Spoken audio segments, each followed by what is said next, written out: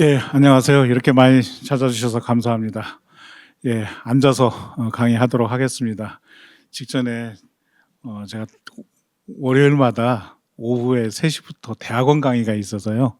대학원 강의를 서서 마치고 왔더니 앉아서 하는 게 좋을 것 같아서 이렇게 하겠습니다. 보통 제가 다른 데서 할 적에는 서서 하는 게 더 편하더라고요. 그런데 오늘은 오후 내내 서 있었더니 앉아서 하는 게 더 좋을 것 같습니다. 제가 하고자 하는 거는 조선 후기에 우리나라 사람들이 이 한반도 전체를 어떻게 이해를 했느냐라고 하는 이야기입니다.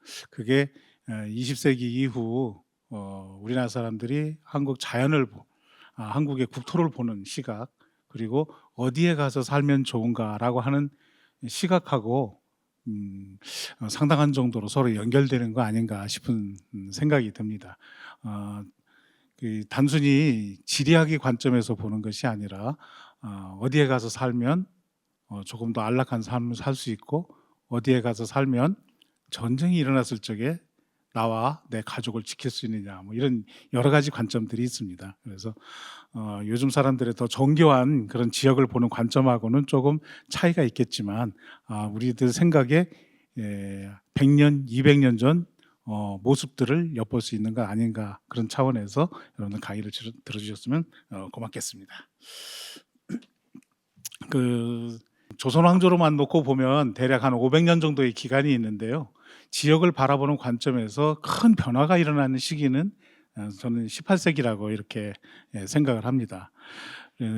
일반적으로 지도나 지리서를 이렇게 보게 되면은 조선 시대에는 이 국토 지리에 관한 정보를 대부분 국가가 독점해서 관리하고, 그다음에 지리에 관한 그런 문헌이 있지 않습니까? 다양한 지도나 지리서, 이것들을 편찬을 했는데요. 그거를 외국에다가 내보내게 하지 않았습니다. 그래서 법률적으로도 지도나 지리서를 외국에 반출하거나 하는 것을 막았습니다. 이건 우리만 그런 것이 아니라 중국도 명나라의 지도를 조선으로 가져가는 것을 금하고, 그게 걸리게 되면은 또 제재를 가하고 하는 이런 일들이 있었습니다. 우리나라의 그 지도하고 지리서는 신증, 동국, 여지승남이라고 해서 1530년에 만들어진 거하고, 여지도서, 조선 후기에 만들어진 이런 것들 여러 개가 있습니다. 그 다음에 지식인이 만든 이와 유사한 것들이 있는데요. 이런 것들은 기본적으로 행정과 군사, 교통 등 공공의 목적과 수요를 위해서 조금 종합적이고 표준적인 정보를 집적했습니다. 그러니까 객관적인 정보 위주로 이렇게 모아놨는데요. 가치평가, 이 지역보다 이 지역이 더 낫다. 여기 경기도 광주하고 고향이 있는데 광주에 살면 더 좋고 고향에 살면 더 안 좋다, 이런 식의 평가는 있지 않습니다. 그래서 객관적인 유용성이 같은 판단이 없는 정보를 나열한 그런 것들이 많습니다. 그런데 이런 데 큰 변화가 일어나는 것이 영조 때의 유명한 지도학자인 정상기라고 하는 분이 동국지도를 만드는데요. 이 동국지도는 기존의 지도하고는 완전히 다르게 굉장히 정확한 데다가 그동안에 우리나라 지도에서 보여주지 못했던 그 자연적 인문적 요소를 잘 반영을 해서, 예컨대 포구가 여기는 있다라고 하면 기존의 지도에서는 포구 같은 것들이 나와 있지 않습니까? 교통의 요지 같은 것들이 잘 나와 있지 않은데, 여기에서는 교통의 요지하고 포구라든지 창고라든지 이런 경제적인 것을 짐작할 수 있는 그런 요소들이 굉장히 많이 표기가 되는데요. 이것이 여러분 잘 아시는 김정호의 대동여 지도까지 그대로 연결이 됩니다.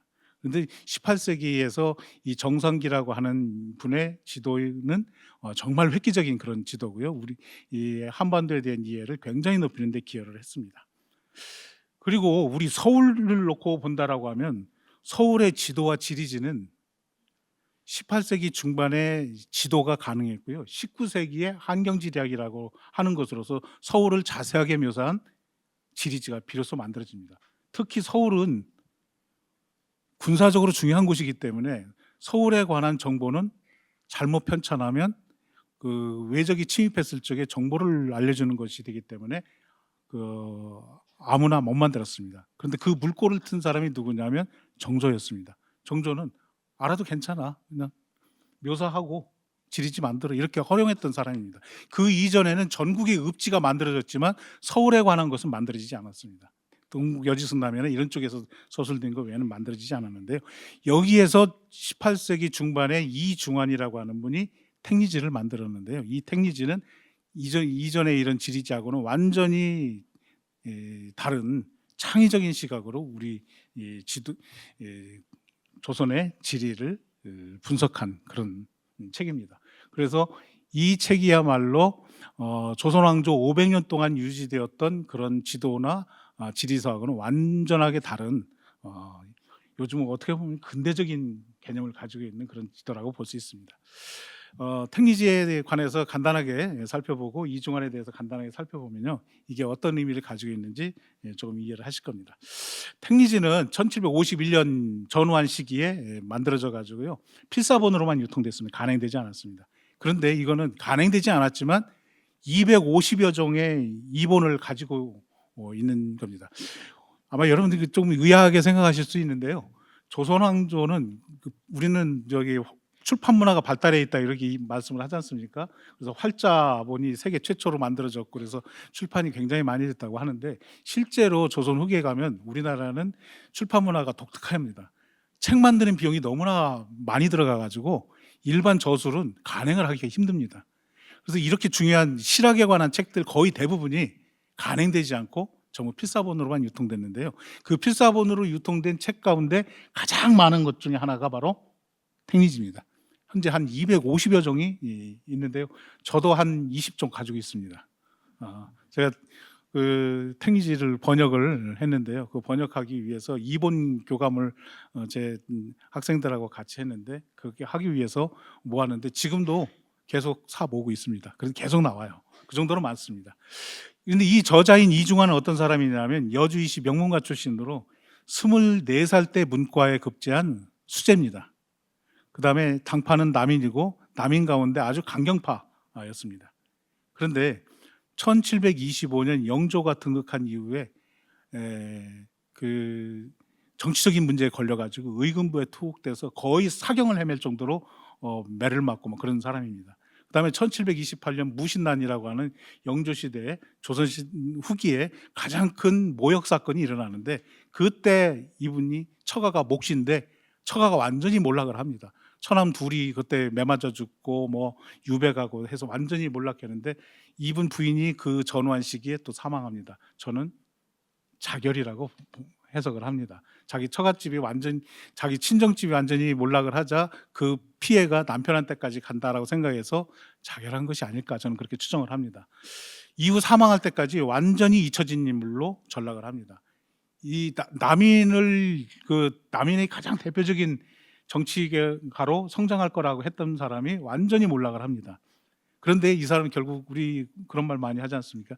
패족이 되었다. 이 사람은 정말 패족이 되었습니다. 누가 패족이 되었다고 하냐면 이 사람의 집안 할아버지가 성호 이익 선생입니다. 실학자. 그분이 패족이 되었다고 얘기할 정도로 살기가 힘들었습니다. 이 패족이 된 자가 이젠 벼슬할 가능성도 없고 하니까 생계를 유지할 근거지를 찾아가는 그 책이 바로 뭐냐면 택리지입니다. 그래서 아마 이런 얘기 할 수 있을 겁니다. 인생 제2막을 위한 지리서가 바로 이 택리지다. 저는 그렇게 생각을 합니다. 예, 제가 아까 이 택리지의 이본이 250종 이상이 된다라고 했는데요. 그 중에 하나가 이규상이 가지고 있는 이 택리지입니다. 제가 요거는 원본을 가져와서 여러분들에게 보여드릴까 했는데 미처 못 가졌습니다. 이 책이 2본 가운데 하나인데요. 여기 택리지, 여기 택리지라고 되어 있죠. 여기서 앞서 시작을 하는데요. 요거는 다른 사람이 필사한 거고요. 요거는 이규상이라고 하는 공주의 유명한 학자입니다. 친필로 이렇게 쓴 겁니다. 이렇게 쓴 거. 요거는 택리지 2본 가운데 굉장히 중요한 2본 중에 하나입니다. 그런데 택리지는 전부 한문으로 되어 있습니다. 거기에서 뭐라고 했느냐면요, 여기 보시면 우리나라 지리와 강토를 다룬 저작 가운데 간략하면서도 자세하기로 택리지만한 책이 없다. 또 옛 이야기와 기이한 사연이 많이 실려 있다. 마땅히 간행하여 집집마다 소장해야 된다라고 택리지의 가치를 엄청나게 높이 평가했습니다. 그러면서 요 오른쪽에 있는 거는 택리지의 새로운 가치를 갖다 이렇게 설명한 그런 부분인데요. 여기에서도 이야기했듯이 간행해서 집마다 다 가지고 있어야 된다. 왜 집집마다 가지고 있어야 되느냐? 자기 집안이 몰락했거나 아니면 지금보다 더 조금 잘 살 곳으로 이주를 꿈꾼다고 하면은 어디로 가야 되는지를 이 책을 보고 판단해라, 그런 얘기입니다. 이런 책이 그 이전에 있었냐? 없었습니다. 그 이전에 지리서가 이런 걸 가르쳐 줬느냐? 가르쳐 주지 않았습니다. 오로지 택리지에서만 이런 이야기를 했었고요. 그 다음에도 택리지 이후에는 이런 책이 나오지 않았습니다.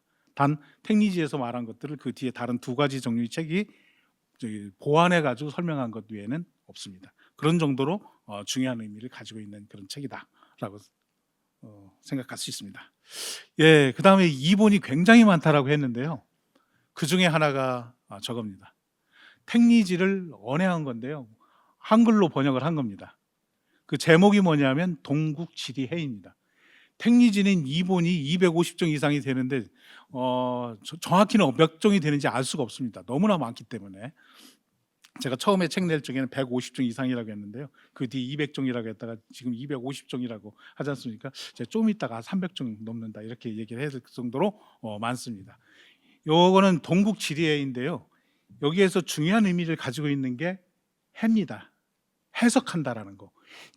다른 지리서나 뭐는 해석한다는 말이 들어가지 않습니다. 그런데 요거는 지리를 갖다 해석한다라고 들어갔습니다. 자기의 평가와 판단이 들어가는 겁니다. 그래서 이 지역에 가서 살면 너 부자 될 거야. 저 지역에 가서 살면 너 가난해질 거야. 저 지역에 가서 살면 그 집안이 번창할 거야. 여기에 가면은 집안이 번창하지 않을 거야. 이런 식의 평가를 내려주는 책인데 그런 지리서는 이것밖에 없다 이런 겁니다. 그래서 동국지리해라고 하는 것 자체가 굉장히 의미가 있는데요. 요거는 여러분 한번 보시면 택리지, 권지일 이렇게 되어 있습니다. 곤륜산 한 가지 이렇게 쭉 내려가는데요. 글씨가 여러분 한번 대충만 보셔도 글씨가 대단히 아름답고, 근데 번역을 보면 번역이 대단히 정확합니다. 당연히 그 글씨로 먹으로 썼으니까 필사본이고요. 언제 거냐? 저는 제 판단으로는 정확히 가늠하기는 어렵지만 적어도 18세기 후기에서 19세기 전기에 왕실에서 번역한 걸로 추정합니다. 이 글 자체가 왕실 번역입니다. 어디에 있는 거냐면 프랑스 국립도서관에 있습니다. 제가 저거를 구입하려고 노력을 많이 했는데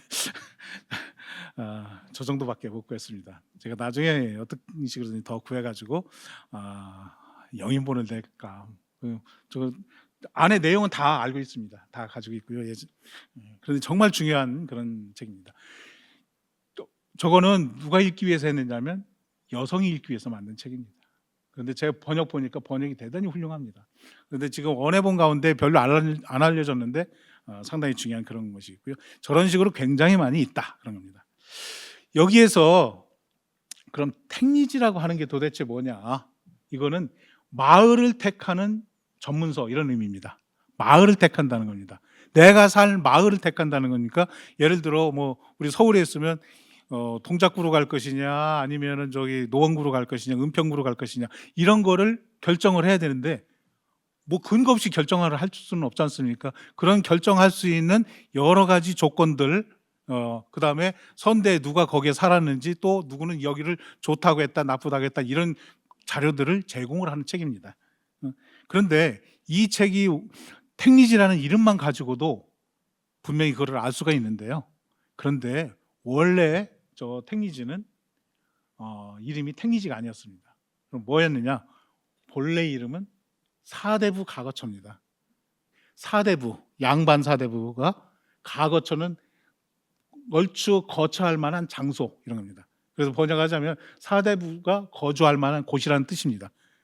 그런데 택리라는 말은 논어에 나오는 말입니다. 공자가 마을을 어진 사람이 사는 마을을 택해서 살아야 된다라는 걸로 고쳤는데 누가 고쳐줬느냐? 저거를 이중환이 초고를 만든 다음에 자기 집안 할아버지, 나이 차이는 10살밖에 나지 않는 할아버지한테 서문 좀 써달라고 했더니 그분이 공자의 말을 가져다 쓴 겁니다. 택리지.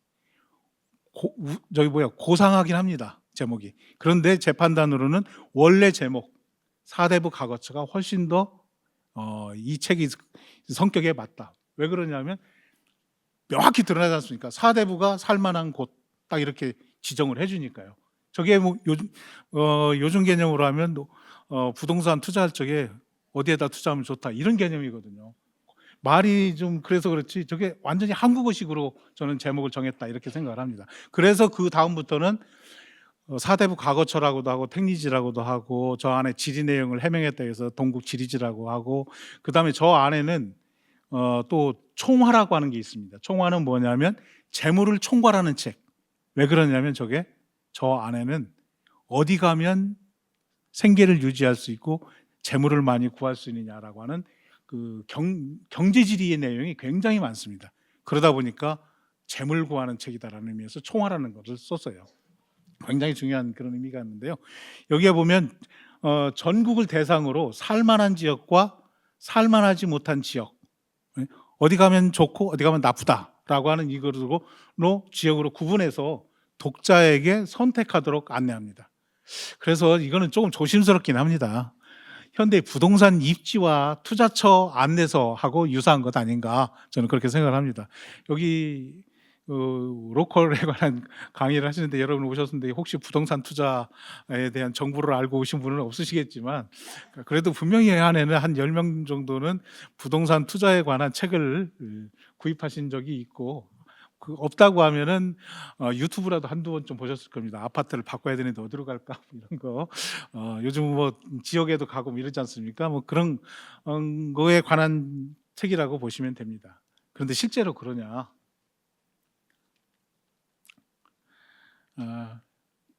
저 뒤에서는 잘 안 보이시죠?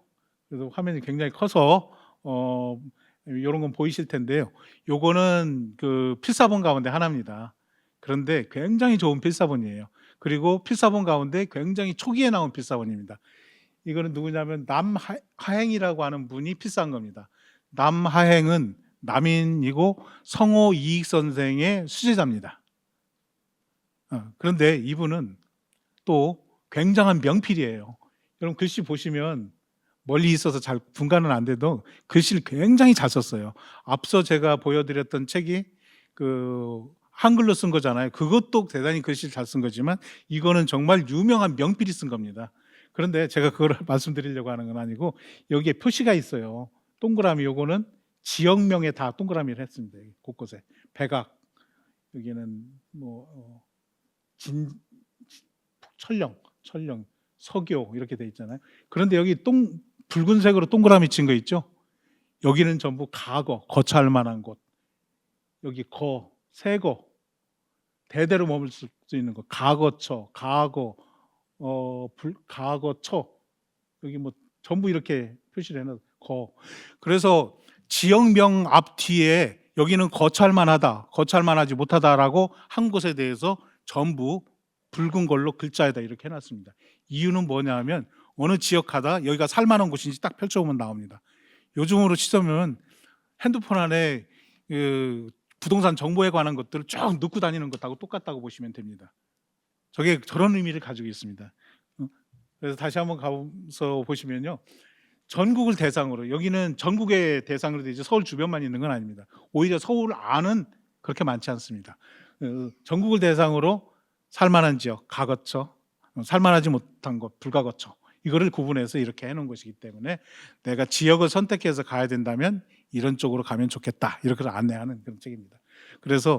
그런데요 이게 왜 의미가 있느냐면 전통적으로 입지를 선택하는 그런 안내는 풍수에서 했습니다. 풍수. 여기 아마 풍수에 관심 있는 분이 좀 있으실 겁니다. 요새 한때는 풍수가 굉장히 인기가 있었는데 요새는 조금 덜한 것 같긴 합니다. 정치 계절이 오면 풍수에 또 관심 갖는 분들이 좀 생기긴 하는데요. 입지의 선택과 주택 건축은 체계적인 양택론에서 하고요. 그 다음에 최적의 묘지 입지는 음택론에서 합니다. 그래서 어느 지역을 가서 살만한 곳이냐라고 하는 것을 양택에서 다루긴 하는데요. 단 양택론의 핵심은 어느 지역을 따지는 것보다 어떤 자리를 주로 따집니다. 여기다가 집 지으면 좋겠냐 나쁘겠느냐 이런 걸 따집니다. 그래서 예컨대 안동으로 가면 좋겠냐 나쁘겠냐 이런 걸 잘 안 따집니다. 묘지도 어느 지역 안동 주변에 산으로 가는 게 좋냐 아니면 안동 지역에 어느 지역이 묘지 쓰면 좋다 나쁘다 이런 걸 따지는 겁니다. 그래서 택리지에서 말하는 것처럼 저렇게 큰 지역을 평가하거나 하는 것은 저 풍수에서 조금 약합니다. 그런데 이 택리지는 풍수 내용이 그 지리지 안에 조금 들어가 있긴 합니다. 하지만 관점이 전혀 다르다. 그런 점에서 상당히 과학적인 그런데 근간 기반을 두고 있다라고 볼 수 있고요. 이분은 택리지의 본론은 두 개입니다. 팔도론과 복고론. 그래서 팔도는 전국 팔도를 중심으로 각 도마다 어디가 살기 좋고 어디가 살기 나쁘고 한 것을 쭉 씁니다. 그거 주로 산과 강을 중심으로 해가지고 이렇게 설명을 하고요. 복고론은 그야말로 여기 나온 것처럼 지리, 생리, 인심, 산수 4개 기준으로서 그 살만한 곳과 살만하지 못한 곳을 이렇게 설명을 합니다.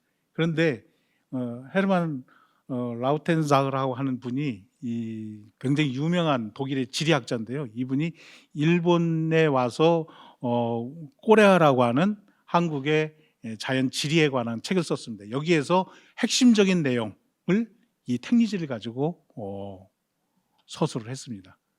그러면서 저 택리지가 이렇게 거의 전 세계의 거의 모든 근대 이전의 지리지는 팔도론과 같은 지역별로 나눠서 이렇게 서술하는 겁니다.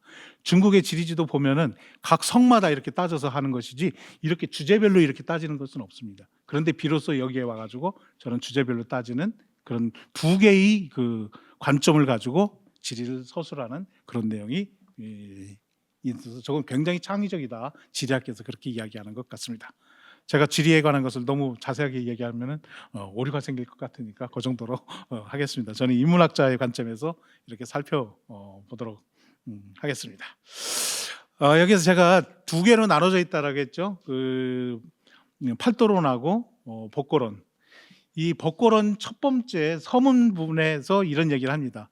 거주지를 선택할 적에는 4개의 기준을 가지고 해야 된다라고 하면서 여기 이렇게 이야기를 합니다. 이게 굉장히 유명한 이야기입니다. 터를 잡고 살만한 땅을 고르는 조건은 지리가 최우선이다. 여기에서 지리는 풍수까지 포함한 지리입니다. 요즘 현대의 지리 말하는 것하고 같습니다. 생리가 그 다음이다. 먹고 사는 문제가 가장 중요하다. 다음은 인심이 좋은 곳에 가서 있어야 된다. 그 다음은 산수, 자연환경이 좋아야 된다. 이런 얘기입니다. 다 공감 가시는 내용일 겁니다. 그런데 이런 기준을 그 이전 사람들이 이야기를 했었냐? 부분적으로는 얘기하는지 모르겠지만 저렇게 체계적으로 얘기하는 건 이분이 처음이고 그걸 실제로 적용한 사람이 이분이 처음입니다. 세계적으로도 거의 처음에 해당된다 이렇게 말씀드릴 수 있습니다. 4가지 조건 가운데 하나라도 빠지면 살기 좋은 땅이 아니다. 지리가 좋다고 하더라도 생리가 충족되지 않으면 오래 살 수 없고 생리가 좋더라도 지리가 나쁘면 오래 살 수 없다. 지리와 생리가 모두 좋으나 인심이 착하지 않으면 반드시 후회하게 되고 가까운 곳에 감상할 만한 산수가 없으면 성정을 가다듬을 길이 없다. 4가지가 다 갖춰진 곳이 좋다. 그런데 저런 곳이 대한민국에 있나요? 없습니다. 전 세계 어디도 없습니다. 자연이 좋으면 먹고 살기가 힘들어요. 그죠? 그래서 지리가 좋으면 다른 것이 안 좋고 4가지 다 구비하는 것이 너무 힘듭니다. 그런데 저분도 그런 이야기를 했어요. 뭐는 좋지만 뭐는 나쁘다. 그때 어떤 걸 선택해야 되느냐? 가장 중요한 건 생리다. 이렇게 이야기를 했습니다. 여기 있는 요것도 2번 가운데 하나입니다. 그런데 요 2번은 제가 저걸 발표해가지고 논문으로 따로 썼는데요. 보시면 여흥 이중환 논저, 그 다음에 탐진 황상 전록 이렇게 되어 있습니다. 복고 통론이라고 하는 통론으로 이렇게 이게 서문이 쭉 있습니다. 이 책은요 누가 필사한 거냐면 다산 정약용의 강진 제자로 황상이라고 하는 사람이 필사한 겁니다. 그런데 원래 이중환이 쓴 거를 완전히 풀어 헤쳤습니다. 풀어 헤치고 그 다음에 내용의 3분의 1을 자기 말로 다시 바꿨습니다. 그러니까 저거는 완전한 개정판입니다. 그리고 저거는 이중환과 황상의 두 사람의 저자라, 공동 저자라고 할 만한 그런 부분입니다. 굉장히 독특한 책입니다. 저거는 택리지를 전라도 사람의 시각, 전라도 지식인의 시각으로 완전히 개편한 책입니다. 전라도 사람의 시각이 어떻게 들어가 있는지, 호남 사람의 시각이 어떻게 들어갔는지 저기서 보면 알 수 있는데요. 제가 나중에 호남의 시각이 어떻게 들어갔는지 간략하게만 보여드리도록 하겠습니다. 이렇게 보면 이본이 제가 지금까지 한 것만 해도 한 서너 개 되지 않습니까? 그런데 엄청나게 많아요. 내용을 완전히 뒤바꾼 것도 있고요. 뭐 그렇습니다. 제가 네 가지 기준 가운데 가장 중요한 것이 생리다라고 했는데, 자기가 살 곳을 자기 혼자 사는 게 아니라 자기 가족, 심지어는 예전에 이주할 적에는 자기 집안 만 직계 가족만 움직이는 게 아니라 이 집안 전체가 움직이는 경우도 있습니다. 그럴 때 어느 곳으로 가야 좋냐, 이런 것들을 하는데, 실제로 그렇게 이주한 사람이 있느냐? 이주한 사람이 적지 않습니다. 그 중에 가장 중요한 것, 생리라고 하는 부분을 가지고 말씀드려 보도록 하겠습니다. 그래서 거주지 선택의 최우선 조건은 생리입니다. 생리. 요거는 요즘으로 치자면 먹고 사는 부를 얻을 수 있는 곳인데요. 여기에 이익이 들어가 있습니다. 이익리자가. 그런데 조선 왕조 시대에 양반 사대부는 금기어가 하나가 있습니다. 그게 뭐냐? 이익입니다. 양반 사대부는 의리를 따져야지 이익을 따지면 안 됩니다. 양반 사대부는 이윤을 추구하면 안 됩니다. 이윤을 추구하는 사람은 상인입니다. 그런데 양반 사대부가 상인이 하는 행동을 하는 순간, 행동은 말할 것도 없고 상인이 하는 그런 생각을 하는 순간 그 사람은 양반 사대부의 지위를 잃습니다. 본인이 그런 공포심을 느껴요. 그렇게 될 경우는 어떻게 됩니까? 첫째, 혼인할 수가 없습니다. 양반하고. 그래서 이익은 말하지 않습니다. 그래서 제가 앞서 보여드렸던 이규상의 책이 있지 않습니까? 제가 그걸 가지고 있는데, 거기에는 생리 부분에 저 이자가 이치리자로 바꿔져 있습니다. 삶의 이치, 그 말도 말은 됩니다. 하지만 이익자를 뺐어요. 원래 저 사람은 이익리자를 넣었는데 그걸 이치리자로 이렇게 바꾼 겁니다. 조선왕조 시대의 양반 사대부는 무섭습니다. 그 사유 체계가.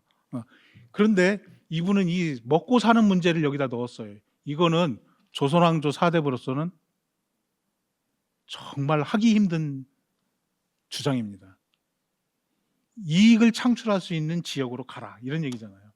그게 가능할까? 저분은 본인이 인생이 완전히 망가졌기 때문에 가능하지 않았나, 그렇게 생각합니다. 그런데 저분의 생각에 공감한 분이 많아요. 나는 그렇게 못하지만 네가 썼으니까 그걸 받아들이겠다, 그렇게 많습니다.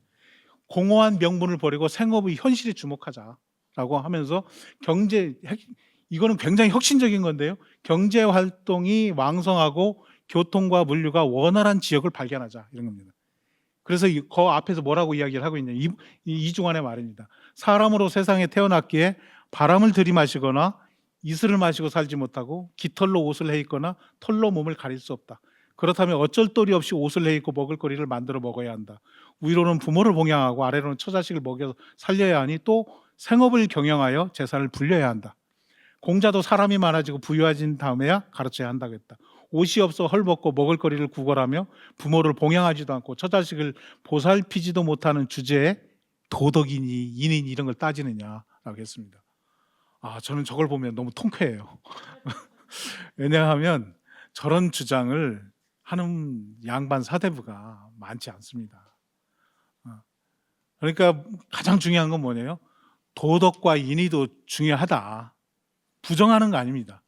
중요하지만 먹고 살고 그 다음에 잊고 살아야 그 다음에 그걸 이야기를 하는 겁니다. 우리 보통 이야기하잖아요. 의식이 풍족한 다음에야 예절을 안다, 그런 얘기 있지 않습니까? 저거를 그대로 현실에 적용을 하는 겁니다. 이게 큰 대전제입니다. 살 수 있는 곳으로 가자. 그런데 그걸 구체적으로 어떻게 지역에다 적용을 하느냐, 그 부분을 살펴보도록 하겠습니다. 경제 중심지를 발견하는 겁니다. 일반 지리지는 앞서 말씀드렸던 그 동국 여지승남이나 이런 일반적인 지리지, 유영원이 만드는 동국 여지지, 이런 곳은 행정 중심지에 주목합니다. 각 도에서 요즘으로 치자면 도청 소재지, 시청이 있는 곳 등등 이런 곳을 주목합니다. 그런데 택리지에서는 경제 중심지에 주목합니다. 경제 중심. 그래서 지역 현장에서 원산, 강경, 광천, 포항, 목포, 법성포, 유궁포. 유궁포는 그 예산 삽달이 있는 곳이죠. 아산만 있는 곳입니다. 이 포구와 한강, 낙동강, 예성강, 금강수계의 교통 요지를 부각하고 그런 곳에다가 서술을 집중을 합니다. 그런데 이곳들이 어떤 곳이냐면 근대 이후 급성장한 도시를 이미 200년 전에 벌써 인식을 하고 있습니다. 여기 이 도판이 1890년대 덕원부 원산항 전경입니다. 여러분 원산은 지금 북한 지역에서 제2의 도시지 않습니까? 그리고 함경 남도의 도청 소재지인가요? 저희가 그렇습니다. 그리고 지금뿐만 아니고 일제 강점기부터 1940년대까지 북한 지역에서 가장 큰 도시, 공업도시 중에 하나입니다. 그런데 여기는 원래 원산은 원산포라고 하는 그냥 자그마한 포구에 불과했습니다. 여기는 원래 행정지역이 뭐냐면 덕원부입니다. 덕원부.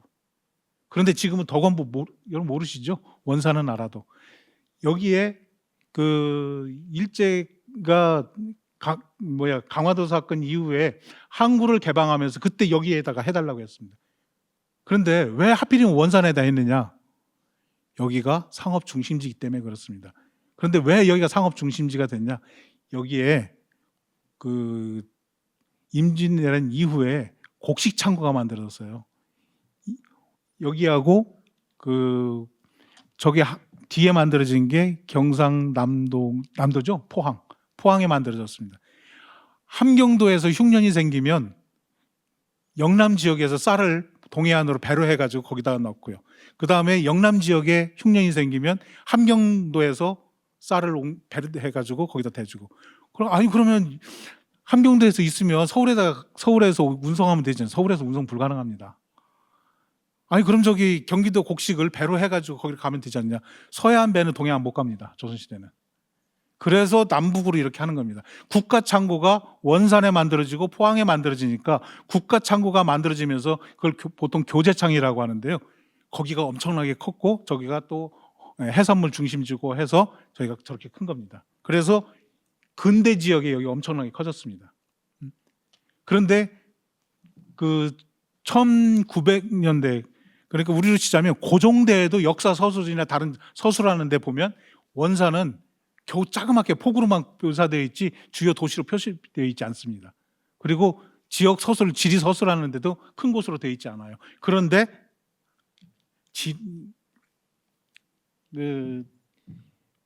택리지에서는 저기를 굉장히 자세하게 서술하고 여기가 물산이 굉장히 풍부하다 이렇게 얘기를 했습니다. 북학기를 지은 박제가 같은 경우도 저 지역을 지나면서 나도 여기에서 살고 싶다라고 했습니다. 사대부가 함경도에 가서 살지 않습니다. 옛날에는.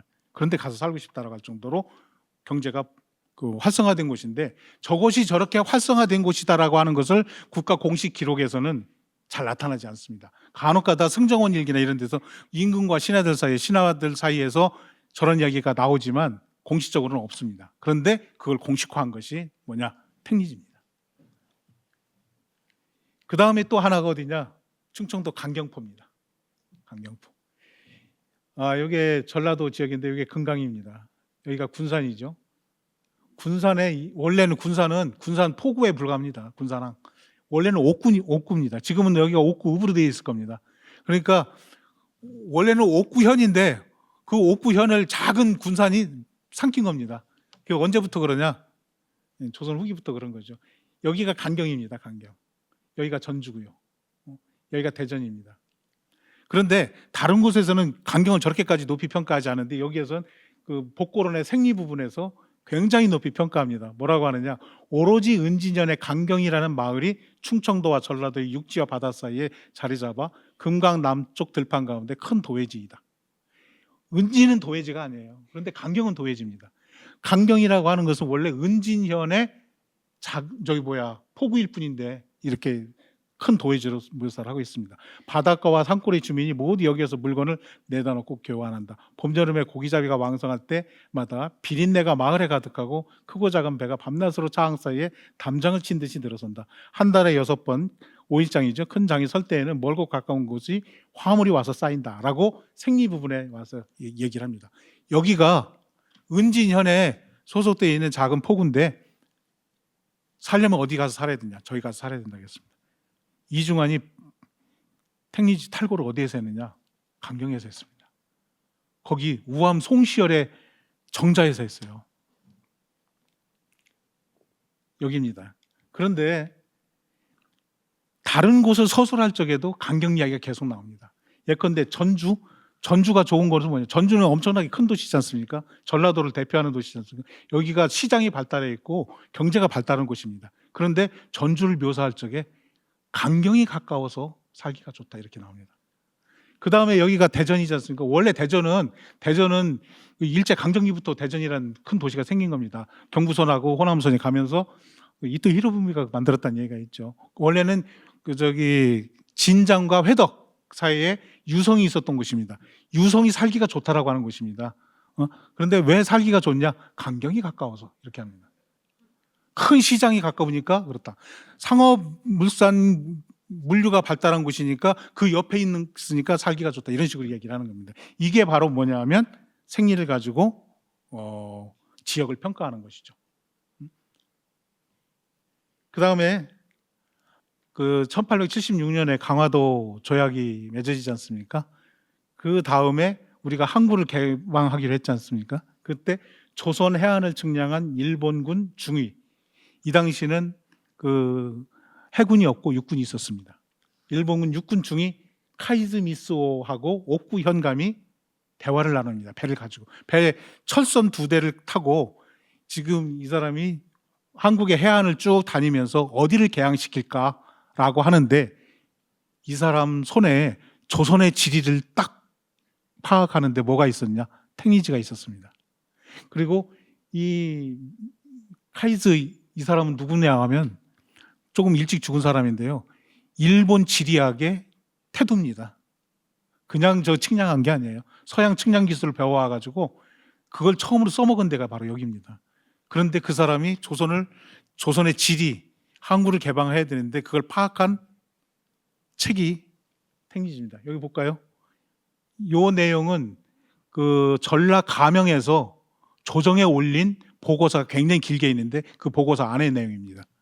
내가 일찍이 파력지는 택리지의 또 다른 이름입니다. 파력지를 계속해서 보았다. 귀국의 옥구 주변에, 옥구 여기 군산이 있는데 옥구 주변에 서지포라고도 하고 서시포라고도 합니다. 어디냐면 여기쯤 있습니다. 서지포가 있어 황산과 강경포와 함께 모두 강가의 명촌은 뭐냐면 살기 좋은 곳, 명당 이런 개념하고 똑같습니다. 명촌이라 기재되어 있었다. 서지포가 어디 있는지 모르겠으니 가르쳐주기 바란다 라고 중위하고 옥구 현감하고 서로 대화를 하는데 통역을 사회에 두고 옥구 현감이 뭐냐? 나 그런 걸 모르는데? 라고 거짓말을 합니다. 왜냐하면 거기를 알려주면 거기를 개항할 수 있는 곳으로 만들려고 하기 때문에 거기다 못 만들게 어딘지 모르는데 딱 이렇게 했습니다. 그런데 여기 지금도 서시포라고 있습니다. 이 해군 중위가 결국 여기를 강경까지 들어옵니다. 그런데 강경을 포기합니다. 왜 포기하느냐? 여기는 조수간만의 차가 커가지고 여기를 그 해군 주둔지로 만들 수가 없습니다. 저 유궁포라고 있죠? 유궁포도 여기까지 왔었습니다. 그런데 거기는 조수간만의 차가 더 큽니다. 그래서 만들지 못했습니다. 그래서 이 사람이 어디에다 만들었냐? 옥구현의 군산포에다가 개항지를 만들려고 노력했습니다. 그리고 저 원산이나 이런 게 개항지 만드는 게 그 사람이 참조한 책이 뭐냐? 택리지입니다. 그런데 왜 택리지를 가지고 했냐? 다른 책은 평가가 들어가 있지 않습니다. 객관적인 사실만 나열해서 좋은지 나쁜지를 알 수가 없어요. 그런데 택리지에는 뭐예요? 여기 살기 좋다. 조수간만의 차가 크다. 등등 온갖 우리가 실질적으로 필요한 정보를 평가해서 제시를 했습니다. 그러니까 저게 군사적으로도 굉장히 중요하게 활용이 된 겁니다. 그래서 개항장으로 해놓은 것은 택리지에서 다 여기 살기 좋다, 물류가 발달해 있다 등등을 기록한 곳이 대부분입니다. 그러니까 저게 어떻게 기여를 했는지 알 수가 있는 것이죠. 여기 보시면 이게 옛날 지도는 다 산과 강과 이런 걸 가지고 통해 있고요. 여기 보면 이게 다 도로망으로 연결되어 있다라고 하는 것을 알 수 있습니다. 과거의 지리지가 대체로 지도가 저렇게 되어 있다라고 하는 것을 알 수가 있습니다. 그다음에 저것도 아마 여러 선생님들이 미루어 짐작할 수 있는 그런 거죠. 지금은 뭐 굳이 가르칠 필요가 없이 너무나 몸으로 다 느끼는 그런 거지 않습니까? 어디 지역을 선택해야 될 적에 서울 접근성이지 않습니까? 서울역하고 가깝고 강남하고 가깝고 전철이나 뭐 온갖 것들이 그렇게 해야만 거기 아파트 값이 뛰고 상가가 뛰고 뭐 다 그러지 않습니까? 그런데 저런 줄은 알고 있지만 저런 것에 대해 공식적인 논리가 언제 만들어지느냐? 그거는 택리지에서 만들어집니다. 명확하게 그런 부분에 대한 서술이 되고 있습니다. 그래서 전국 각 지역을 뭐로 판단하느냐? 서울과의 접근성으로 논하고 있습니다. 그래서 서울과 떨어진 거리가 거주지 판단의 가장 중요한 조건이라고 볼 수 있습니다. 평안도, 함경도, 경상도와 전라도, 영동 지역은 접근성에서 비선호 지역입니다. 제가 이제 저렇게 이제 구체적으로 이야기를 하면 제가 마치 저렇게 생각하는 것처럼 이렇게 다 아실 것 같아서 그렇긴 한데 제가 한 이야기가 아니고요. 이중환이 한 이야기입니다. 그 다음에 여기서 또 제가 함께 말씀드려야 될 것은 이중환이 여기에서 이렇게 이야기한 거는 이중환만의 생각이 아니라 그 당시 많은 사대부들이 공감하던 내용들이 상당히 많다. 그거를 인정하고 들어가야 될 것 같습니다. 저기서는 직접 가보지 않고도 서술한 것도 있어요. 사대부들이 그렇게 이야기를 하기 때문에 쓴 부분도 있습니다. 물론 저기에서 쓴 부분에 대한 책임은 이중환이 다 져야 됩니다. 그렇긴 하지만 많은 사람들이 공유하던 그런 생각들이 많다, 이렇게 보시면 됩니다. 여기 평안도와 함경도는 어쩔 수 없이 그런 부분이 있습니다. 왜냐하면 조선시대에 양반들이 가서 살기를 좋아하지 않던 지역이다라고 그렇게 생각을 했기 때문에 이제 그런 부분이 있고요. 경상도와 전라도는 그렇지 않습니다. 양반들이 다 가서 살았던 곳인데 그래도 경상도, 전라도를 서술할 적에 저런 부분에 대한 이야기들을 하고 있습니다. 그래서 뭐 그런 이야기들이 있죠. 소북당파 같은 경우는 아무리 벼슬에서 떨어져도 금강이남으로 내려가지 마라. 왜냐하면 금강이남으로 내려가지 않아야 서울에서 과거 시험이 있다는 정보를 빨리 없어가지고 빨리 와서 시험을 볼 거 아니야. 시험 볼 수 있는 기회조차도 쉽지 않으니까 뭐 그런 이야기도 있고요. 다산 정약용만 해도 그런 주장을 하지 않습니까? 자식들이 아버지가 오랫동안 강진에 유배가 있으니까 여기 지금 양수리 거기가 농사짓고 살기가 조금 불편하지 않습니까? 땅도 넓지 않고. 그러니까 우리 다 짐 싸들고 내려가겠습니다 했더니 절대로 내려오지 마라. 절대로 내려오지 마라. 양반이 금강 이내로 들어갈 경우에는 그 다음부터는 벼슬할 기회가 없어진다. 그래서 힘들더라도 거기서 버텨라, 이렇게 이야기를 하지 않습니까? 근데 실제로 서울에서는 조선시대에는 버티기가 힘듭니다. 경제력이 없으면 서울에서는 3대를 버티기가 힘듭니다. 그래서 낙향을 해야 되는데 그걸 버티라고 이렇게 한 거죠. 물론 뭐 서울 안에서 한 것은 아니지만 그렇습니다. 여기 경상도 진주, 나주의 목포, 섬진강의 광양, 이거는 경상도 지역에서도 서울하고 가장 먼 곳입니다. 여기는 이분이 묘사를 할 적에 여기는 살기 안 좋다, 거주하지 말라, 이렇게 얘기한 거 아닙니다. 진주 너무 좋다, 거기 부자 많고 살기 좋고, 여기 나주의 목포도 그렇다고 했습니다. 그런데 왜 가서 살면 안 된다고 했냐? 서울하고 너무 멀다, 그런 얘기입니다. 그런데 이렇게 이야기를 합니다. 진주는 상당히 좋다라고 칭찬을 많이 하고 난 다음에 이런 얘기를 합니다. 땅이 외져서 경성에서 멀기 때문에 이 지방 사람이 아니면 사대부들이 불쑥 여기로 가기가 쉽지 않다. 그 다음에 또 뭐라고 해요? 땅의 형세로 인해 닿기도 어렵고 소요 시간도 길어 쉽게 가기 어렵다. 요즘은 대전 진주 간 고속도로가 10년 전에 생겼지 않습니까? 제가 원래 대전에서 중고등학교 나왔거든요. 진주 가기가 대전부터 너무 어렵습니다. 그래서 옛날 진주를 어떻게 가요? 거기 덕유산부터 해가지고 산맥이 있기 때문에 못 갑니다. 그래서 어떻게 가냐? 부산으로 해가지고 가고 그 다음에 저기 전라도를 해가지고 해안가로 해서 갑니다. 그러니까 진주라 천리길 제일 먼 곳입니다. 남쪽으로 갈 적에. 물론 섬도 있긴 하지만 굉장히 멀거든요. 여기에서 말한 땅의 형세로 인해 닿기도 어렵다라고 하는 말이 그런 말입니다. 지금은 교통이 모든 것을 해결해 주지만 과거에는 그렇지 않았거든요. 그다음에 영동 구계군도 이야기를 합니다. 영동 구계군 부유한 지방, 영동 구계군이 살기 좋다고 하고 경치 좋고 산수가 여기보다 좋은 곳이 없다라고 하면서 특별히 자세하게 서술을 했습니다. 하고 난 다음에 마지막에 이렇게 이야기를 합니다. 정말 부유한 지방이지만 다만 서쪽에 있는 상등성이 태백산맥이죠. 산등성이가 너무 높아서 외떨어진 지역이나 마찬가지라 잠시 유람하기는 좋으나 오래 거처할 곳은 아니다. 거기 가서 살지 마라. 이렇게 해놨습니다. 강릉 분들이나 이런 분들이 화가 나겠지만 당시에 서울에 사는 양만 사대부가 거처거든요. 사대부들이 생각하기에는 저런 판단이 선다 이런 겁니다. 그래서 국토를 바라보는데 저런 평가를 내리는 거죠. 그런데 제가 계속 말씀드리지만 동국 여지승남이 이런 지리지에서는 저런 얘기 안 합니다. 택리지에서는 저런 얘기를 해요. 그 다음에 충청도는 서울의 명문가들이 너나 할 것 없이 돈의 전답과 살집을 마련하여 근본 터전으로 삼고 있다. 게다가 서울과 가까워서 풍속이 크게 다르지 않으니 선택하여 거주할 만한 최적지이다. 이렇게 해서 충청도를 극찬을 했습니다. 제가 사는 곳이 충청도인데요. 저 고향이 충청도입니다. 그런데 충청도는 저렇게 좋게 평가했습니다. 가장 중요한 근거는 뭐예요? 서울과의 접근성 때문에 그렇습니다. 풍속이 다르지 않고. 그렇지만 충청도를 저렇게 좋게만 평가했느냐? 그렇지 않습니다. 구체적으로 들어가면 또 서울은 인심이 좋지 않다, 뭐 등등 뭐 이런 또 안 좋은 이야기를 했습니다. 제가 원래 고향은 청양인데요. 거기는 풍토병이 있어서 안 좋다 그렇게 했습니다. 실제로 안에 들어가 보면 자기 살던 곳에 대해서 이야기하면 기분이 좋다 나쁘다 그렇긴 합니다. 하지만 거기에 너무 크게 신경 쓰지 않아도 됩니다. 그 당시의 생각이니까요.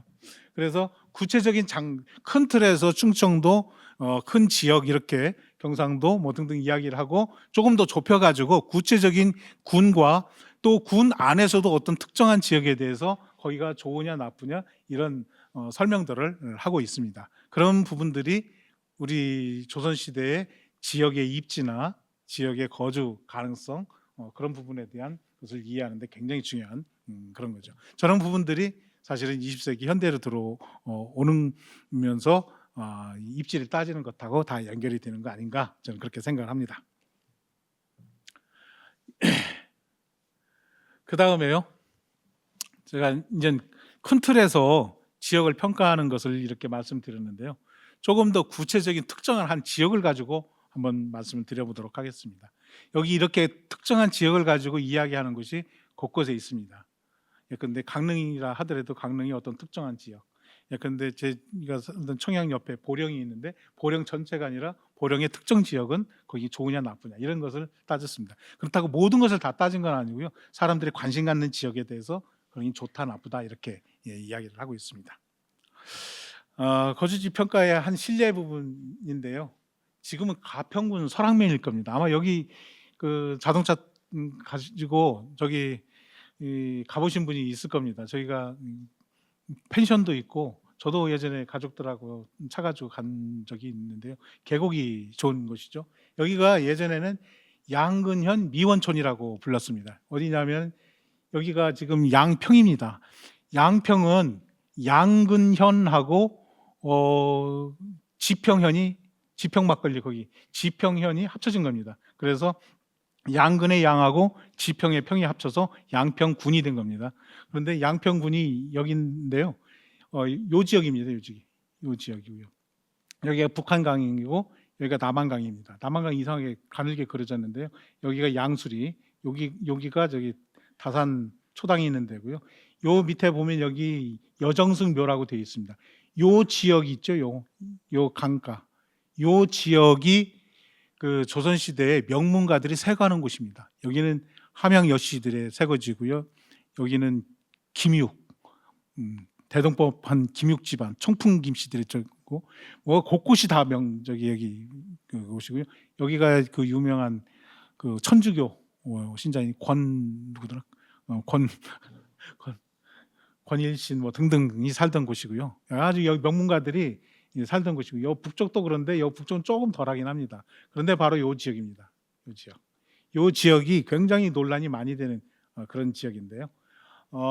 양근의 용문산 북쪽에 미원천이 있는데, 요거는 이중환의 택리지에 이렇게 나오는 내용입니다. 미원천에 관해서는 다른 곳에서 또 이야기는 하고 있는데요. 여기를 별로 좋지 않다라고 이야기하면서 이런 얘기를 했습니다. 미원천 사시는 분이 기분 나빠할 건 없습니다. 저 좋아한다고 한 분도 있어요. 또 양근의 용문산 북쪽에 미원천이 있다. 옛날 정암 조광조가 이 마을의 산수를 사랑하여 살 곳으로 삼고자 했다. 여기에 유명한 그 정암 조광조가 여기 살고 싶어 했던 곳이죠. 여기가 원래는 미원현이 있었던 곳입니다. 여기가 고려 시대 때 그 유명한 보우관이로 보우인가요? 보우관인, 이름 그만 까먹었네요. 그분이 고향이 여기입니다. 그래서 여기를 굉장히 그 현으로 승격시켰던 그런 곳인데요. 사방에 강으로 막히고 산으로 둘러싸여 가지고 온폭 들어가 있어서 여기가 난을 피하기 좋다, 이런 얘기가 많이 있었습니다. 내가 일찍이 그 마을을 살펴보았더니, 이건 평가거든요. 산중이 조금 넓게 트여 있기는 해도 땅이 깊고 막힌 데다 기운도 스산하고 썰렁했다. 들어갔더니 느낌이 조금 별로 그렇게 밝지 않다, 그런 얘기입니다. 그리고 사방의 산이 우아하지 못하고 앞에 시냇물이 너무 울며 흘러서 살기 좋은 땅이 아니다. 여러분들 지금도 한번 가서 보세요. 저기 계곡물이 있는데 물이 좀 많으면은 좀 그런 느낌이 좀 듭니다. 그러니까 전체적으로 뭐예요? 스산한 느낌. 사람이 살려면 밝고 이래야 되는데 조금 소리도 뭔가 그 음산한 느낌이 들고 막 이래서 거기 살기 좋은 곳 아니다라고 이렇게 판단한 겁니다. 그런데 저 판단이 옳을까요? 사람에 따라 다르죠. 사람에 따라 다른데요. 이렇게 구체적인 장소에 대해서 평가를 했는데, 이분이 굳이 평가한 이유가 뭐냐? 저희가 예전부터 살기 좋은 곳을 명촌, 앞서 말한 명촌으로 사람들이 이야기를 했기 때문에 저분이 직접 가서 보고 판단을 한 겁니다. 그런데 여기가 어느 정도 사람들이 관심 가지고 평가를 했는지 다른 기록들하고 함께 견주어서 볼 필요가 있습니다. 첫째, 서유구입니다. 서유구는 뭐 여러분 잘 아시다시피 임원경제지를 지은 정말 대학자죠. 지금 임원경제지가 거의 완역 단계에 있습니다. 그래서 계속 책이 나오고 있는데요. 그중에 상택지라고 하는 곳이 거주지 관련한 내용들이 있는 그런 곳입니다. 그 안에 본인이 지은 금화경독기에서 따와서 이렇게 이야기를 합니다. 서유구는 어디 살았느냐? 서유구도 요 언저리에서 살았습니다. 서유구는 본인이 살만한 곳이 어디냐를 찾기 위해서 곳곳을 다녀본 사람입니다. 어디 가서 살면 자기 집안 전체가 살면 좋을까라고 하는 부분을 고민을 해가지고 자기 조카도 보내고 뭐도 보내가지고 편지에도 보면 어디가 살기 좋다라고 하는, 강원도 어디는 거긴 좋은데 농토가 좀 좁아서 뭐 등등 먹고 사는 문제하고 관련되고 인심이나 산수, 지리, 자연 이런 것하고 다 관련해가지고 살펴봤습니다. 나중에 관심 있는 분은 상택지 한번 보세요. 그 다음에 문지 나오면 문지 보시면 서유구가 고민했던 살기 좋은 명촌이 어딘가, 거기에 대한 그 이야기들이 나옵니다. 거기에서 이렇게 이야기를 하고 있어요. 양평 토박이가 살기 좋은 명당으로, 첫 번째는 용진이 아까 말했던 양수리 그 지역입니다. 그 다음에 둘째는 고읍. 저 양근은 옛날 읍이 있는데 읍을 새로운 곳으로 옮겼어요.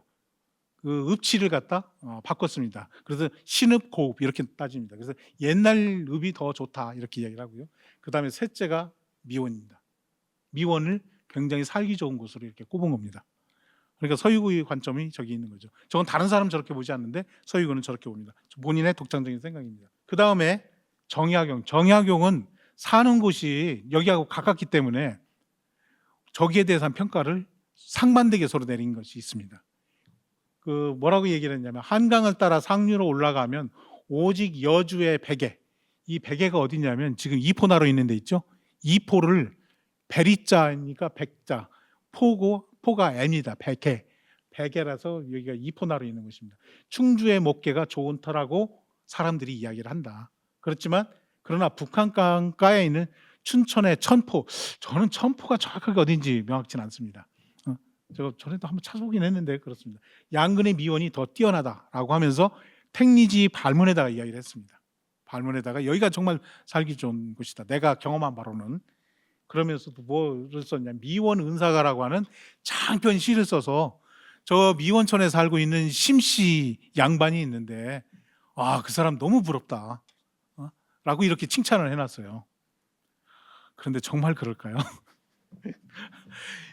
또 보면은 여러분 정감록 잘 아시죠? 아마 정감록 읽은 분도 계실 텐데 정감록에서 여기에 대해서 또 이야기를 하고 있어요. 뭐라고 얘기를 하겠냐면 감결이라는 책이 있고 드사총 비결이라는 책이 있습니다. 정감록은 정감록이라고는 단행본 하나가 아닙니다. 정감록 안에 여러 가지 단행본들이 섞여 있어요. 그래서 서로 생각이 다른 것들이 들어가 있습니다. 그런데 감결이라고 하는 쪽에서 피장처, 피에서 숨을 만한 곳으로 뭐라고 얘기를 했냐면 숨어 살며 몸을 보존할 만한 길지라고 했습니다. 그런데 두사총 비결이라고 하는 곳은 뭐라고 했냐, 미원천 일대가 깊고 궁벽하여 사람들이 살려고 노력은 하지만 귀임에게 겁기라 살지 못할 것이다. 저기 귀신 나오는 곳이다. 그런데 저게 저 생각이 뭐 누구하고 같아요? 이중환의 생각하고 같습니다. 거의 음습하다. 그래서 사람이 살 곳이 못 된다라고, 자기는 별로 안 좋다라고 이렇게 이야기를 했습니다. 요즘은 워낙 이제 또 거기 저기 현대적인 것도 해놔서 좀 어떨지 모르겠습니다. 여기 귀맥 있지 않습니까? 귀맥의 겁기, 저거는 전기불 많이 켜면은 귀신들 다 달아나기 때문에 괜찮습니다. 그래서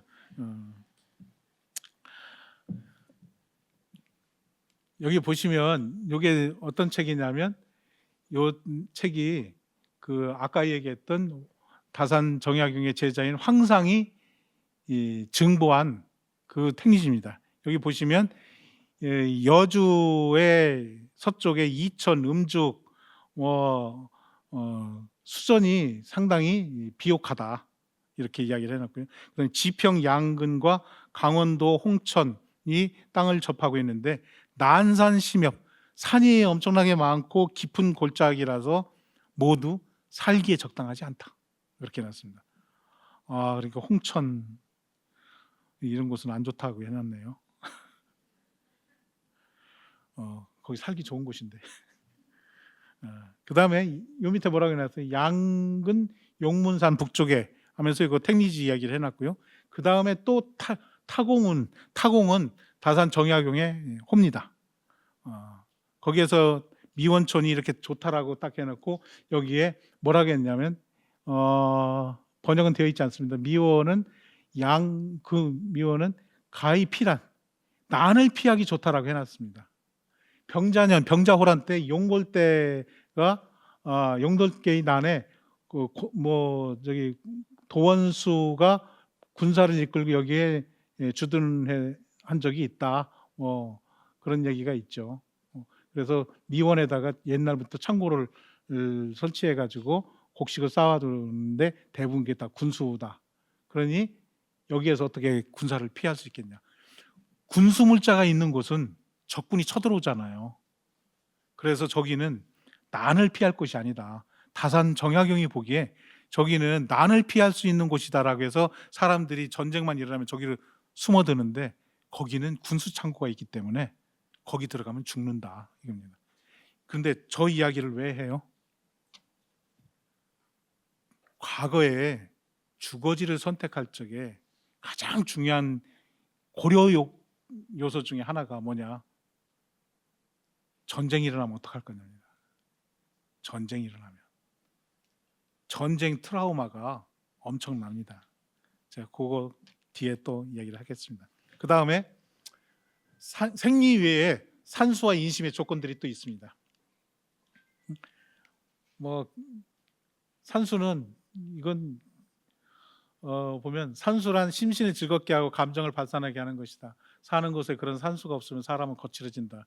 그러나 산수가 좋은 것은 생리가 좋지 않은 것이 많다. 그냥 산수만을 취하여 삶을 영위할 수는 없다.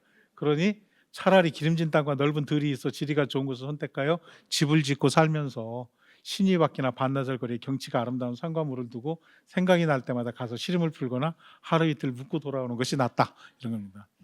요즘에 도시에 사는 사람의 마인드하고 똑같지 않나요? 제가 그 속초 경관이 좋다고 속초에다가 세컨드 하우스 만들고 이렇게 하는 것보다 그냥 동해바다 보고 싶네 하면은 차 몰고 그냥 가서 하루 이틀 머물고 오라 이런 마인드거든요. 그렇다고 세컨드 하우스 만들고 하는 것도 좋아요. 그렇지만 저분의 이야기는 뭐냐면 금강산 얼마나 좋냐. 그렇다고 너 금강산 가서 살 수 있어? 그렇지, 어렵다. 그러니까 농토 좋은 소출 좋은 곳에 또 직업 마련할 수 있는 곳에 이렇게 해놓고 그다음에 맨 생계만 찌들이면 안 되잖냐. 산수 좋은 곳 구경하러 다녀. 그런 겁니다. 이 전원주택 구하시려고 하는 분이 저거 보고 마음 바꾸지는 마시고요. 옛날 분들은 저렇게 전원으로 가려고 하는 분들이 의외로 많습니다. 그런 분들한테 이중환이 일종의 경고하는 거죠. 먹을 게 있어야 산수도 즐길 수가 있다. 그러니까 일단 먹는 거 생리 위주로 하고 그 다음에 산수 즐겨라라고 하는 겁니다. 근데 실제로 저 택리지안에는 가장 많은 양 중에 하나가 뭐냐면 어디 산수가 좋으냐라고 하는 거를 안내하는 책입니다. 그래서 조선 시대에 요즘으로 여행 가이드로 한 책만 꼽으라고 하면 이 책을 꼽습니다. 그래서 전라도 해남에 살던 어떤 양반이 나이 50이 되어서 처음으로 택리지를 보고 난 다음에 야, 내가 인생을 허비했구나 라고 하면서 이런 좋은 책이 있는데 내가 여행도 못하고 했다라고 하면서 자기 아들한테 가게 살림을 다 맡기고 난 다음에 내 1년 동안 구경하고 올게 하면서 택리지 들고 여행하러 다닙니다. 그래서 금강산 가가지고 택리지에서 이렇게 묘사한 곳이 어디야 하고 찾아다니는 겁니다. 요즘 유튜브 들고 다니면서 구경하는 거 똑같습니다. 그런데 저거 왜 다른 책이 있느냐? 예전에는 두꺼운 책들이 있긴 있습니다. 그런데 저거는 동해안 가면 어디 가서 가야 되고 거기에 누구 유적지 있고 문화유적 뭐가 있고 어디 가면 치치원 유적이 있고 여기에는 무덤 가운데 누구 무덤이 있고 그런 것들을 다 설명합니다. 그 작은 책에 정말 요약적으로 설명을 해놨습니다. 그래서 여행하려면 무슨 책을 봐야 되냐? 저 책을 보면 됩니다. 요거는 어디에 있는 거냐면요, 현가요람이라고 되어 있습니다. 현가요람, 도쿄대에 소장되어 있는 사본입니다. 제가 사진 찍은 건데요, 저 책이 너무 갖고 싶어가지고 보세요. 글씨도 좋지. 곳곳에 지명에다가 다 해놨지. 위에다가 요점 연역이고 오국성이고 중요한 것에 대한 설명해놨고 그 다음에 보세요. 색깔도 서로 다르게 이렇게 묘사를 해놨습니다. 저거 한두 번 본 게 아니에요. 그러면서 나중을 위에서도 거기다가 이렇게 비점을 찍어놓고 다 해놨습니다. 책 전체에 다 했어요. 중간에 안 읽은 게 없습니다. 처음부터 끝까지 다 읽어가지고 거기에다 찍고 제가 그랬죠. 저거 호주머니에다 넣고 다니면서 여기는 뭐 누구 뭔 일이 있는데 다 하면서 확인하면서 다닌 겁니다. 그렇듯하죠, 책이. 그런데 책이 너무 멋있어요. 제가 가지고 있는 책은 저렇게 색으로 저렇게 안 해놨어요. 근데 너무 부럽습니다, 그 책. 그런데 저것도 최근에 찾은 책입니다. 그 다음에 인심도 중요하잖아요. 인심. 그런데 여기는 문제가 될 소지의 말들이 많이 있습니다. 그런데 저거는 이중환의 생각이고 이중환 혼자만의 생각이 아니고 그 당시 사람들이 그냥 하는 이야기다라고 보시면 됩니다. 그런데 대충 그 당시 사람들이 했을 법한 이야기들입니다. 인심은 우리나라 팔도 중에 평안도는 인심이 순박하고 후덕하기로 제일 가고, 이건 굉장히 의아하죠. 평안도. 저렇게 이야기를 했습니다. 저분은 평양이나 평안도에 대해서 굉장히 우호적으로 생각했습니다. 그 다음으로 경상도는 풍속이 질박하고 진실하다. 그 다음이 이제 경상도 높이 평가했고요. 그 다음에 함경도는 오랑캐 땅과 접해 있어 백성들이 모두 굳세고 사나우며, 황해도는 산수가 험하고 막혀 있어 모질고 사나운 백성이 많다. 황해도를 이렇게 나쁘게 했습니다. 그런데 여기에 대해서는 정약용도 나쁘게 평가했고요. 그 다음에 황상도 나쁘게 평가했습니다. 다 이것하고 또 다르게.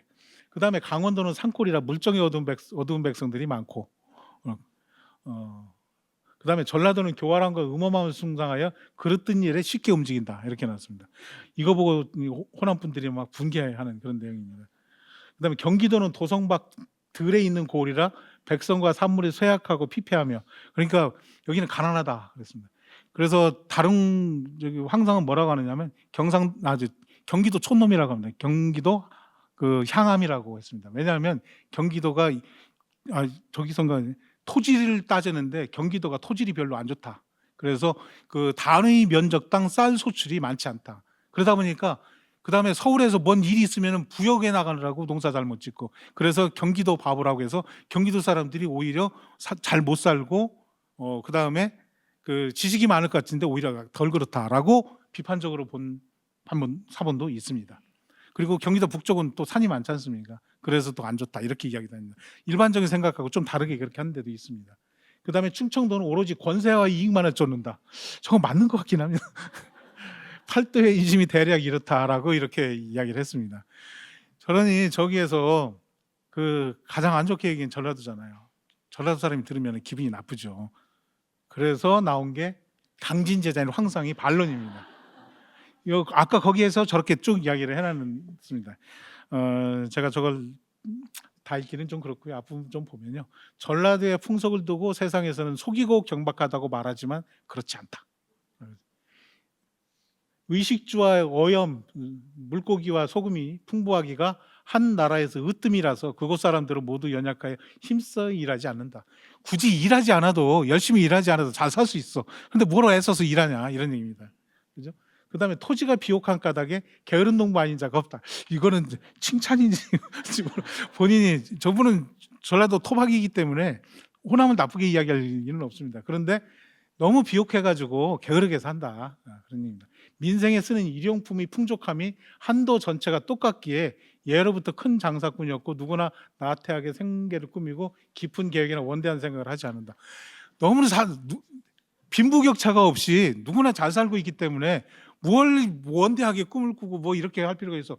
지금 잘 사는데 앞으로도 잘 살 거고, 이제 그렇게 본 것 같습니다. 성품이 모두 부드럽고 면전에서 남의 비유를 거스르지 못하기 때문에 응낙은 잘하지만 실행은 적게 한다. 남이 뭐 부탁하면 알아서 해주고 그 다음에 뒷생각을 안 하는 거예요. 그런데 저분은 아마 본인이 겪은 거기 때문에 저렇게 자기 주변 친구들, 자기도 그렇고 뭐 이렇게 해서 그런 것 같습니다. 가볍게 허락하고 신의가 적으면 쉽게 사귀고 바로 등진다. 이것이 속이고 경박하다는 이름을 얻은 이유이다. 이렇게 이야기했습니다. 그런데 이분이 또 디스를 해요.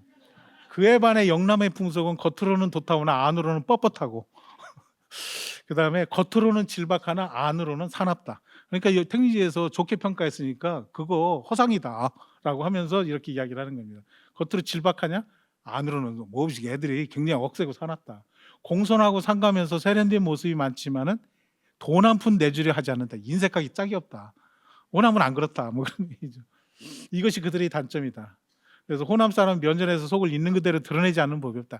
면전에서 다 이야기를 하지만 뒷속이 없다. 뭐. 얼굴을 돌리면 잊어버리는 것 또한 무심한 데서 나온 행동이라 그 진정을 알아보면 속이는 것이 아니다. 속이려고 그러는 게 아니고 어떻게 하다 보니까 뭐 그런 거 아니에요. 그러니 깊이 믿지는 못한다. 예로부터 저리를 지킨 선비가 많았기 때문에 그 풍속이 또 호협하고 기계를 숭상하나 또 단점입니다. 용맹하고 사나운 사람도 대단히 드물다. 이렇게 했습니다. 저거 전체적으로 놓고 보면 호남을 옹호하고 영남을 디스한 그런 부분 맞습니다.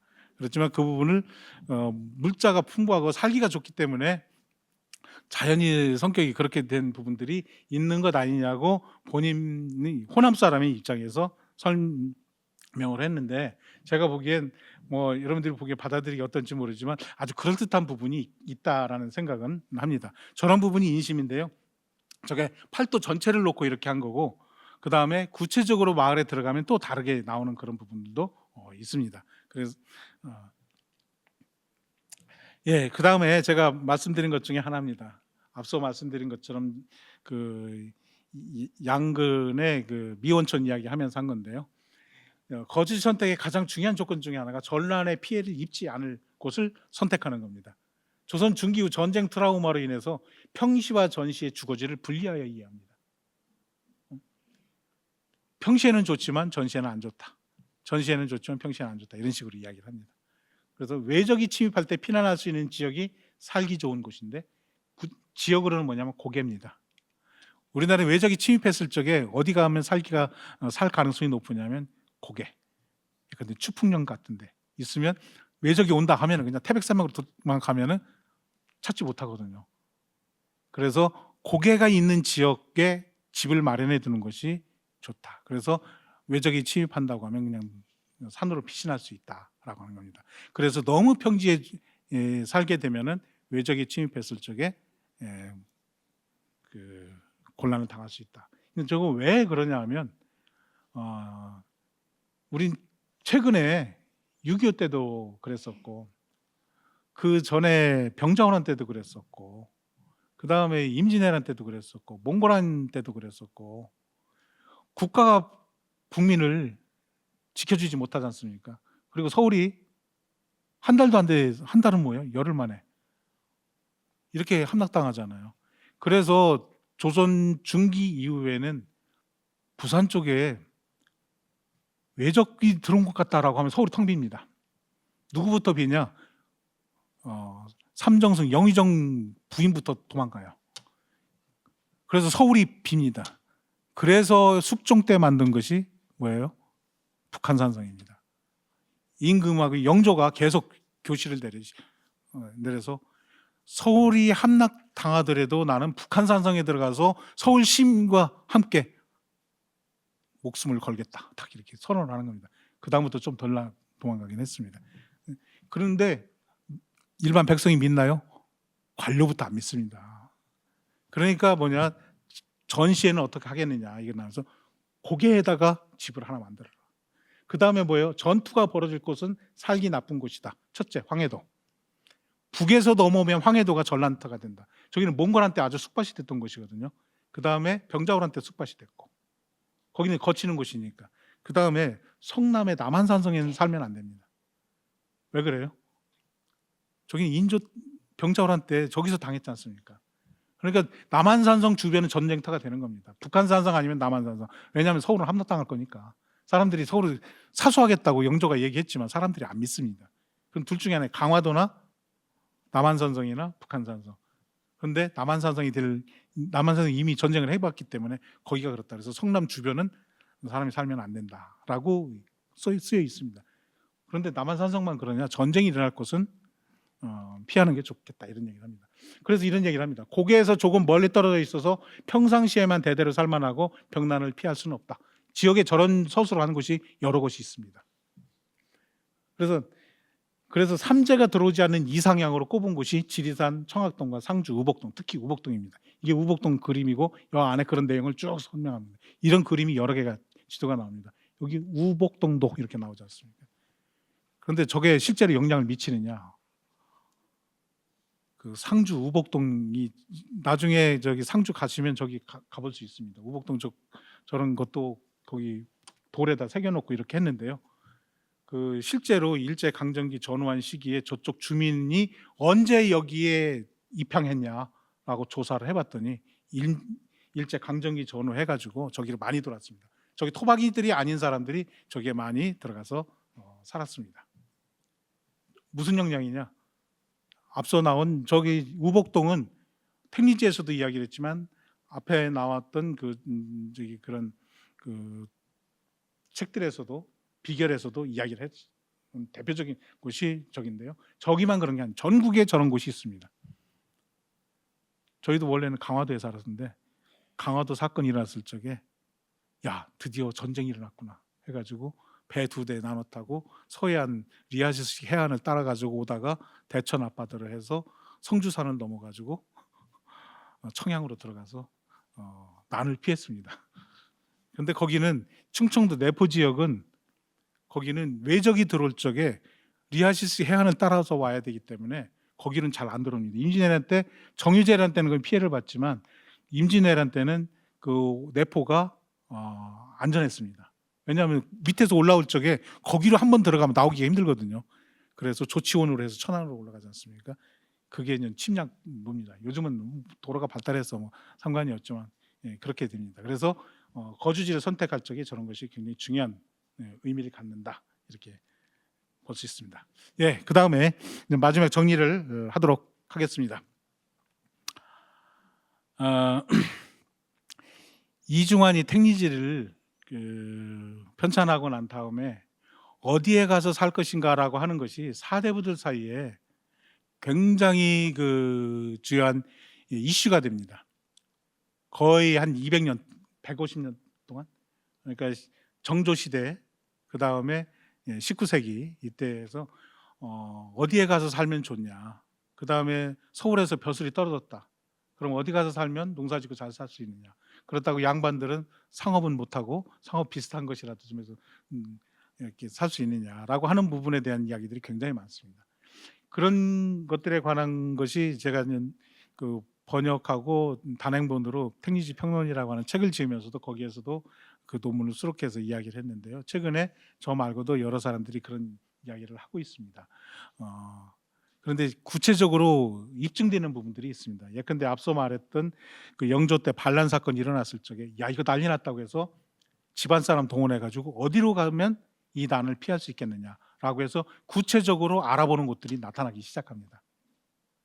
그전에는 이런 정보가 취합되지 않았는데 택리지에 그런 것들이 다 취합이 되니까 택리지를 일단 기본으로 놓고 그다음에 택리지에 빠진 부분들 있잖아요. 그걸 찾아 가지고 사람들 말을 들어서 피신할 때 먹고 살 것이 있어야 되지 않습니까? 농토하고 이런 걸 그 이 구하는 그런 작업들이 있고 그중에 하나가 앞서 말씀드린 서유구입니다.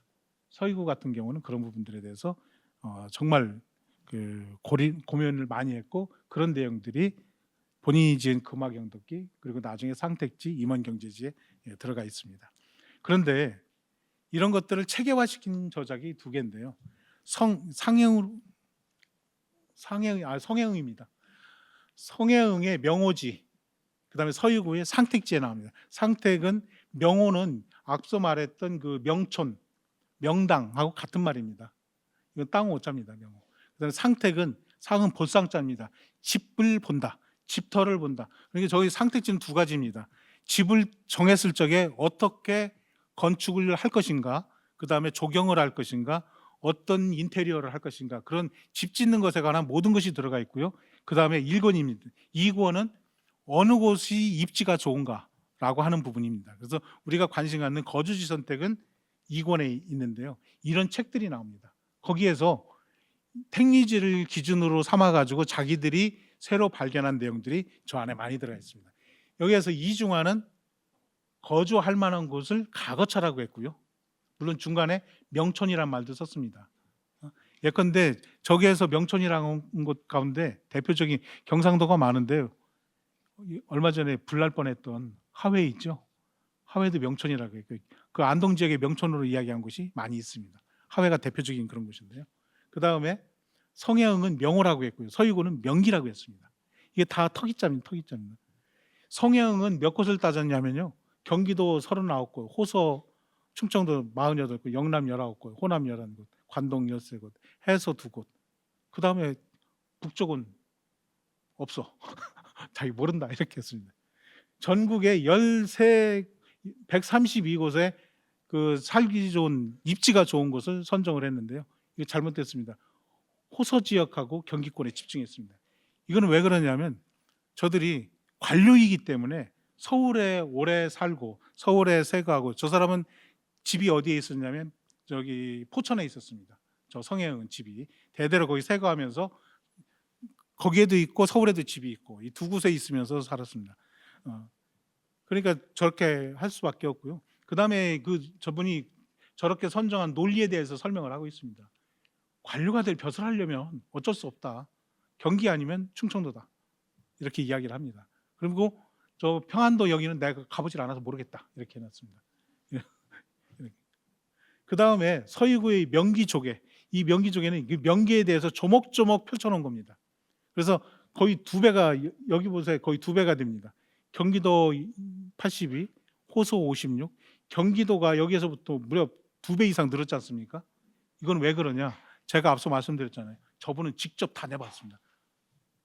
자기가 직접 다녀보고 사람 시켜서 보고 어디가 좋은지 저분은 실제로 옮기려고 했어요. 그렇기 때문에 많이 추가할 수 있었습니다. 그 다음에 호남도 이렇게 늘어났고요. 영남도 늘어났고 여기 보시면 관동이 많이 늘어지 않습니까? 여기는 13곳인데 42곳으로 늘어났지 않습니까? 저거 역시 뭐냐면 그 영동이 아닌 영서 지역에 저분은 직접 가서 살려고 조사를 많이 한 결과가 저렇게 많이 늘어난 겁니다. 해서 관서 관북 이렇게 여기는 그래도 조금 더 늘긴 했네요. 팔도에서 233곳의 명기를 선정을 했습니다. 그런데 저렇게 저 사람들이 저 학자들이 어디에 살면 좋냐 하는 입지 문제를 다룬 가장 대표적인 세 분입니다. 그리고 구체적으로 지식인들 가운데는 자기 개인적인 기호로 찾아낸 곳들이 곳곳에 또 있긴 있습니다. 하지만 저 정도로 체계적이지는 않습니다. 이거는 굉장히 체계적으로 서술을 한 그런 부분입니다. 여기에서 이 세 명의 일관된 것을 기준을 이야기한다라고 하면은 가장 중요한 것이 한양 접근성입니다. 한양 접근성. 벼슬을 할 때 임금이 부르면 하루 안에 들어갈 수 있는 곳 이겁니다. 왜냐하면 연락이 없으면 얘가 벼슬 안 하려는가 보다 해가지고 다른 사람 교체할 수도 있잖아요. 그게 가장 중요한 그런 부분이고, 그래서 호서가 좋은 점은 배를 타면 바로 한강으로 들어올 수 있지 않습니까? 그런 영향도 있다 그런 거고요. 물론 이제 구체적으로 들어가면 거의 아까 말한 생리 부분, 그 다음에 인심, 충청도가 살기 제일 힘든 거는 충청도는 사색 당파가 다 있어서 동네에 서로 싸울 사람들이 많습니다. 그래서 안 좋다. 그래서 충청도가 사람들이 자기 의견 표시는 잘 안 하는 편이지 않습니까? 펼치면 본색이 드러나기 때문에 잘 의견을 안 내려고 하죠. 영남은 전체가 다 남인이지 않습니까? 뭐 그런 식으로 이야기를 하는 부분들이 있습니다. 이렇게 해서 지금 20세기에 우리는 그 직장하고 거주지가 가까워야 좋지 않습니까? 직주 근접성인가? 뭐 그런 얘기를 하죠. 또 아무리 좋아도 직장이 있는 곳에, 직업이 있는 곳에 사람들이 옮겨가게 되어 있지 않습니까? 그런 것처럼 조선시대에도 그런 마인드를 가지고 살 곳을 정하는 그런 논리가 만들어졌다. 그런 논리가 처음으로 체계화된 책이 뭐냐? 이중원의 택리지고, 그게 1751년이다. 그럼 그게 사람들이 주목했냐? 조선 후기에 저것도 실학에 관한 저작으로 알려져 있는데요. 실학 저작 가운데 이본이 가장 많은 게 뭐냐? 택리지입니다. 목민시서 몇 종이나 될 것 같아요. 목민시서도 그 대한제국 시기에 간행이 됐습니다. 20종밖에 안 됩니다. 다른 책 뭐가 있냐? 아무것도 없어요. 저거는 제가 말씀 250종 했는데 곧 300종으로 올릴 겁니다. 왜냐하면 계속 나오기 때문에. 그리고 전 세계 다 퍼져 있어요. 일본에도 굉장히 많고요. 제가 얼마 전에 오사카 대학 갔더니 오사카 대학에 정말 좋은 판본이 있더라고요. 홍씨 집안에서 가지고 있던 거. 그래서 제가 복사해서 가져갔습니다. 그럼 교감하는데 제가 반영을 못했던 건데요. 그런 좋은 책들이 계속 있고요. 그 다음에 고서 가지고 있다는 사람 중에 저 책 안 가지고 있는 사람이 없어요. 저 책 비싸냐? 안 비쌉니다. 너무 흔하기 때문에. 물론 상태가 좋은 것, 제가 앞서 가지고 있던 그거는 꽤 비싼 거예요. 왜냐하면 이규상이 가지고 있던 거라. 그런 건데요. 그래서 뭐냐면 이 입지를 선정하고 거주지를 선정하는 것에 대한 그 본격적인 학술적 저작이 1751년에 등장을 했고, 그것이 세계 지리학의 역사에서도 사실 거의 최초라고 할 만큼 굉장히 큰 반향을 일으킨 그런 저작이다라고 생각을 합니다. 그래서 우리가 지금 고민하고 있는 문제, 아파트를 어디에다가 마련해야 되나, 뭐 이런 것들, 뭐 그다음에 어디로 이사 가면 직업을 잘 선택할 수 있나, 이런 부분에 대한 고민이 한국에서는 거의 250년, 300년 전에 이미 형성이 되어 있었다라고 이해를 하시면 좋지 않을까 생각이 듭니다. 예, 제 강연은 이것으로 마치도록 하겠습니다. 감사합니다.